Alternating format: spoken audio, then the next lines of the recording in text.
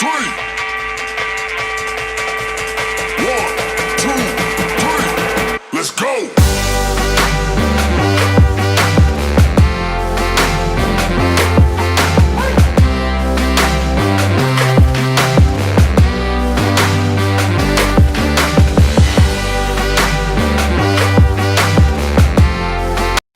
All right, everybody, welcome to Teaching Crypto, the AZcrypto and MrFOMO on a Friday. Please help us out. Hit that like, hit that subscribe button, share the show, hit that bell notification. Super chats are available. MrFOMO, Bitcoin has regressed.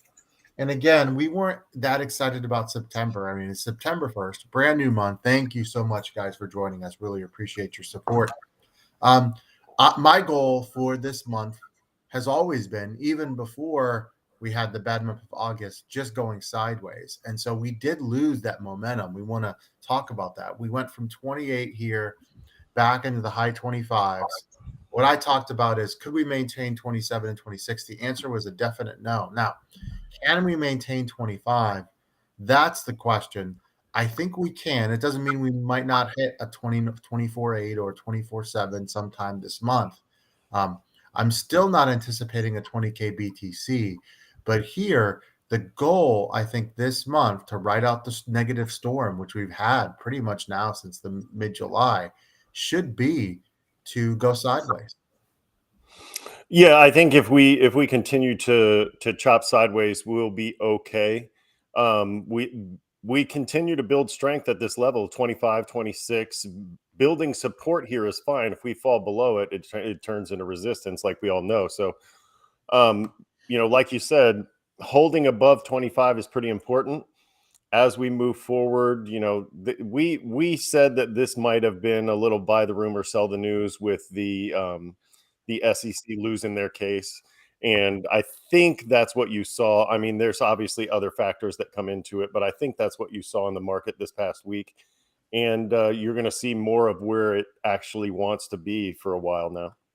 Well, the SEC has delayed once again all the decisions. We knew that was happening. So they're eventually going to lose these. The writing is on the wall, as they say. Well, in the Coinbase, in the decision, they said a lot of things the judge said a lot of things that were pretty damning against the SEC. No, that wasn't the Coinbase case, though. Oh. That was a different case, but it pertained to Coinbase. You're right. Right. And so the judges are starting to recognize that without actual regulation, they can't actually be going after these people, after these companies. And I think this is going to force the SEC's hand to go ahead and create regulation. Well, we have a maximum. They're only allowed to delay these a certain amount of times, twice. And the third time they have to make a decision. And so January is one of the first times they have to make a decision. But all of these have to be given a final green or red by March. I don't think you're talking about the ETFs. Yeah, the ETFs. Thank you for clarifying. I don't think legally they can say no. And so they're going to have to say yes by next March. The question is, do they just keep extending and extending? I think personally what they're doing is they're extending for as long as possible, but eventually they're going to give up, right? And so will they give up before the end of 2023? That's a gigantic question. By 2024 March, I think this is all over. The ETFs have been cleared. They're good to go. Now, that's ironically exactly 1 month before April 1st, the halving. So it's kind of a perfect storm. But I'm still anticipating some October news, whether it's a Coinbase victory or an early ETF admission. Like news could leak out saying, you know what, we're not saying, okay, yes, but we're not going to be able to keep pushing this down the road anymore. Well, the odds for an ETF being approved this year were just up to 75%. And so everybody that's analyzing the market predicts that we are going to get an ETF this year, or at least 3/4 of the people out there that are analyzing the market think that we're going to get an ETF this year. So I feel like that speculation is spot on. And so if that does come to fruition in October, you may have missed on August, but everything you've said about September, October, and then following through till March comes to fruition pretty much. And so I think that, if we do get an ETF decision in March, in October, you probably should take some credit for making that call.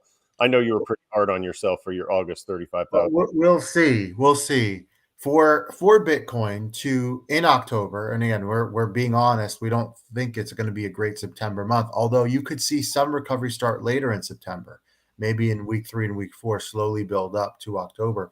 For October to reclaim 30, though, I think Bitcoin has to hover around 25. We can't go much below that.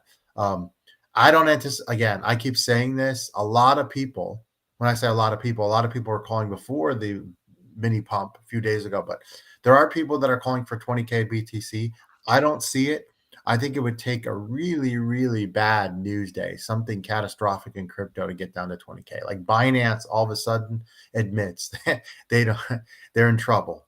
Well, Binance isn't necessarily doing great. They just announce No. they weren't going to support BUSD anymore. Yeah, they're pivoting. But my point is, it would take something catastrophic here to get it to 20K. I don't see that happening. And so I think we're close to the bottom, although it wouldn't shock me to see a 24/7, 24/8, 24/6, something like that. I don't anticipate 23, 22. Again, anything is possible. Well, I mean, Mathematically, it's still just possible. look at that chart though. Look at how clean that support line is. You see it shoot all the way up there and then fall back down, and then when it hits that support line, it stays pretty tight to it.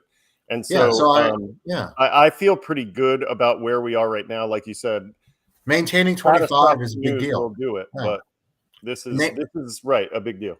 If you go sideways and chop between high 24s, low 25 to 26, what if we get rate increases? I think that'll hurt a little bit, but I don't think that'll destroy Bitcoin. I really don't. I think most people are still expecting rate increases. I don't think Yeah. people are expecting the rate increases to stop, at least not this month, and then they're not expecting cuts until sometime next year. Yeah. And so, when the market sort of expects it, you might see a little bit of a dip before the announcement, and then it'll come right back up once they announce what everybody expected them to. But that's a great question. Yeah. So September, thank you, Tennessee. So September is pretty important, not because we're expecting great volume and Bitcoin to go parabolic or anything like that, just holding support. And it sounds boring, but it's another few weeks of accumulation. I really, really do think some point before Halloween, well before Halloween, because Halloween's at the end of October, you're going to see some movement. And again, I think we need to warn our viewers, we do anticipate another retrace even after the next green period, because we're getting closer to the holidays. And so I think we're going to see some up and down movement. However, I think we will clear this 26 area for good at some point. Even if, let's say, we do capture 30 and go up to 33, 34 and go back down to 30, I don't think we're going to be in the 26 range in 2024. We'll see if I'm wrong, but I feel pretty good about that one at least. I think we may be bouncing between 25 and 30 here. I mean, we may get above that a little bit if we get some good news, but I think 25 and 30 is the range we're going to go to until we get to the halving, maybe even a little bit beyond. Because if you look at the historical charts, it's not until after the halving where you see the really explosive growth. Yeah, I want to temper everyone's patience or temper everyone's expectations for an explosive early part of 2024. Well, I mean, I think it'll take some time to get going, but with the ETFs coming, I think staying under 25, staying at 25 is tough to see. Again, we'll have to see. October's going to tell us a lot. If we don't make a move in October closer to 30, then you're probably going to be right. Okay. A lot of sell pressure at 29 and 30. If we do get up there and retake 30, then it really looks really, really promising. Now, we want to shift play on words here, our attention to ChainLink. We've talked about other projects like Avalanche working on tokenization. Why don't you tell the viewers why this story could be important, Mr. FOMO, as ChainLink starts working on tokenization? Well, ChainLink is working with TradFi companies now, and TradFi is getting into tokenization, and that is an important thing.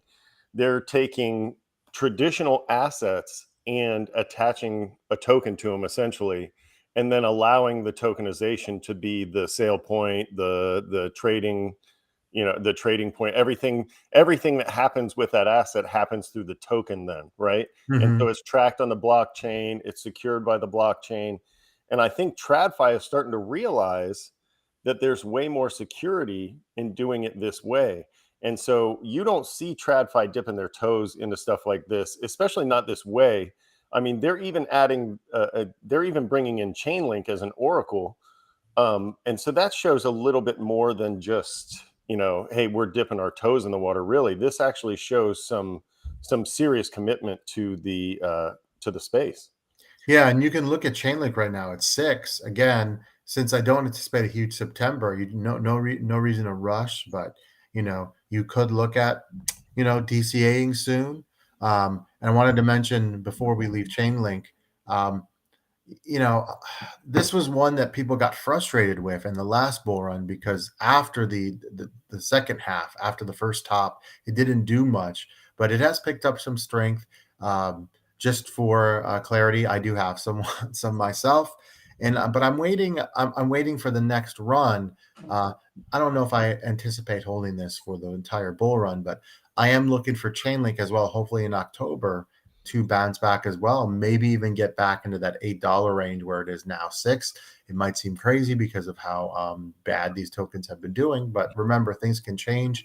And I wanted to mention one more, Mr. FOMO, before we leave today, and that's HBAR.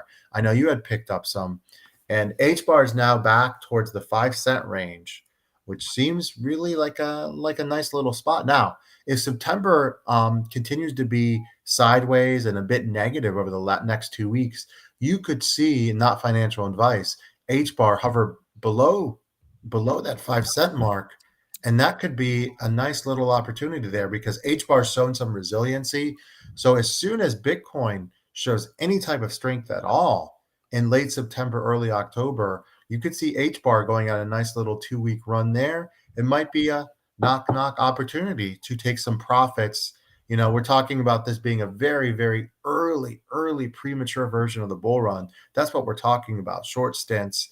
You won't, again, the analogy is you are just taking a shower and getting dressed to go to the game. The game hasn't even close to being started yet. The game will start in several hours, well, in our case, several months. And so that's what I'm looking at here is we talked about HBAR and just wanted to mention to our viewers, sometimes it's easy to stop paying attention to these entry prices. And right now, looking at 5 cents, that's nice. But if you can get it in the 4s, the high 4s or the mid 4s, if it dips that much over the next couple of weeks, and we do see a nice month of October, that could be a really nice entry there. Yeah, I think that's a great point. HBAR is one of the ones we like on this channel. Like you said, I picked some up a little while ago, and like I predicted, the market dipped so that everybody else could jump in and grab some too. So, well, but that's why you DCA. Exactly. And really quickly, we do have some new viewers. Just briefly before we leave our audience, explain why DCAing is important versus just putting everything in one day. Well, like what happened to me with HBAR, if I would have thrown everything I had at HBAR that day, now I'd be down huge on HBAR. But this gives me the opportunity to lower my average cost and bring myself into a better position for when it explodes.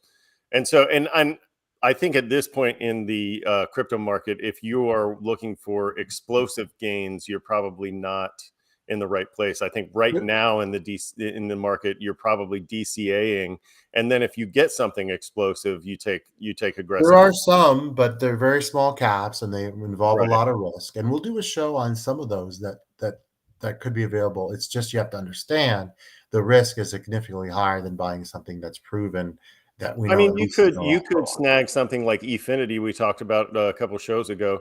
Efinity is the fuel for the metaverse for Engine. That's at like a 30 million market cap right now. And knowing that they're attached to Engine, that gives you the comfort of getting into a low market cap, but being able to, not worry about them rug pulling you. Another thing I wanted to mention before we go, Arbitrum. Anybody that's holding Arbitrum, you need to find an exit point between now and March. They're going to release 1 billion tokens in March, and that is not a good thing for your price action. So find an exit between now and March. I'm not saying that you have to get out right now, this isn't financial advice, but knowing that they're going to release 1 billion tokens and knowing what that will do to the price and how that will dilute the supply, I think that you probably need to be looking at that between now and then. Great advice. Guys, have a great weekend. We will see you with more content very soon. For Mr. FOMO, this is AZcrypto. Please hit that subscribe button if you haven't done so, and take it easy. See you.